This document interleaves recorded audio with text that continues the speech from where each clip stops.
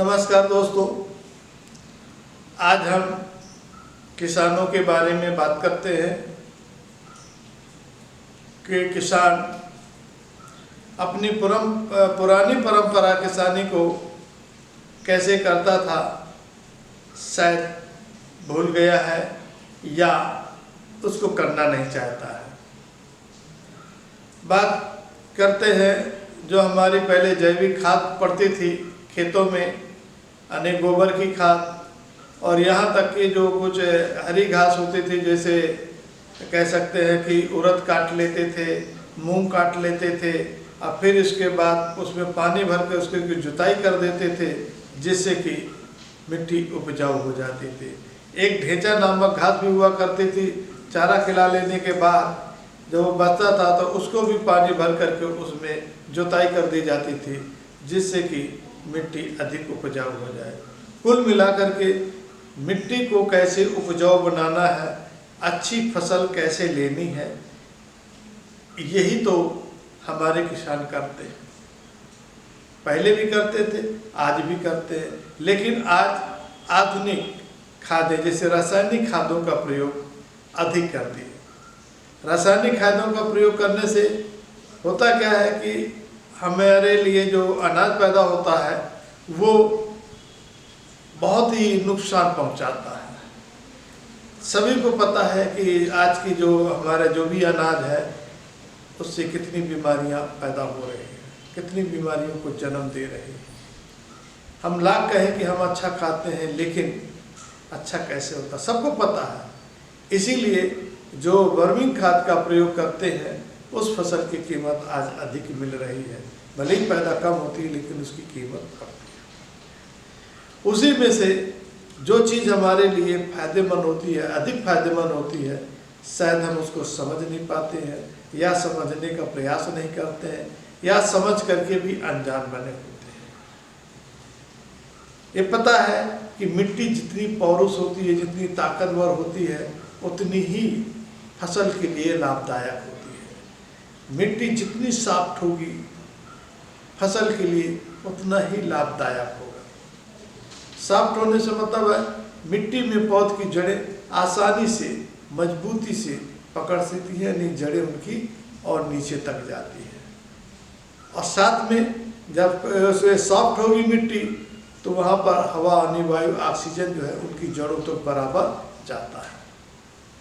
निश्चित रूप से उसमें फसल अच्छी पैदा होती है। जो भी हम फसल डालेंगे, चाहे फल फूल वाली डालें, चाहे गेहूँ हो, अरहर हो, या आपका चावल हो, या सरसों हो, दलहन हो, तिलहन हो, किसी प्रकार का हो, क्योंकि मिट्टी में हमारी फसल के लिए क्या क्या चाहिए। एक अच्छी फसल के लिए मिट्टी में कैल्शियम होना चाहिए, मैग्नीशियम होना चाहिए, पोटेशियम होना चाहिए, सोडियम होना चाहिए, zinc, iron, selenium, cobalt, manganese, copper, phosphorus, इन्हीं सब की तो ज़रूरत होती है। और ये सब चीज़ अगर एक ही जगह पर मिल जाए तो फिर क्या कहना है। और आज हम उसी में बात करते हैं कि एक ही जगह पर हमको मिल जाएगी, वो है धान की भूसी। धान की भूसी हमारे लिए बहुत ही लाभदायक है। यदि हम बात करते हैं धान की भूसी को, और धान की भूसी में वो जो है एक गड्ढा बना करके उसको भर लेते हैं और उसमें पानी भर देते हैं। 3 से 4 महीना, 5 महीना उसको पानी में छोड़ देते हैं, फिर इसके बाद निकालते हैं। इधर जो हमारी गोबर की जो खाद होती है, गोबर होता है, उसको भी अलग से कर लेते हैं, और उन दोनों को मिक्सचर करके एक 50-50 कह सकते हैं, 50-50% गोबर वाली खाद और इसे धान की भूसी को मिला करके खेत में डालते हैं, तो मिट्टी बड़ी सॉफ्ट होती है और उर्वरक होती है। क्योंकि धान की भूसी में calcium, magnesium, potassium, sodium, zinc, iron, selenium, cobalt, manganese, copper, phosphorus, ये सब पाया जाता है। इसके अलावा इस धान की भूसी में vitamin A, vitamin D, vitamin A, E, vitamin के, विटामिन बी, इनमें सब कॉम्प्लेक्शन होते हैं। इसी भूसी में 50% सेलुलोज भी पाया जाता है, 25 से 30% लिगन भी पाया जाता है और 15 से 20% सिलिका और इसमें 15% जो है मॉइस्चर भी होता है।